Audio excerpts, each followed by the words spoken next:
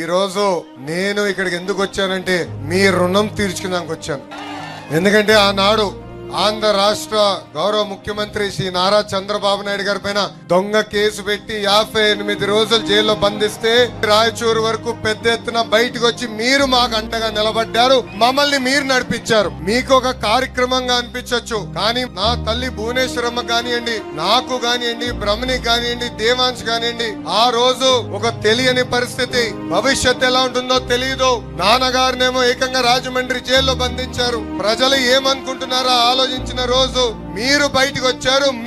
మీరు మాకు అండగా నిలబడ్డారు.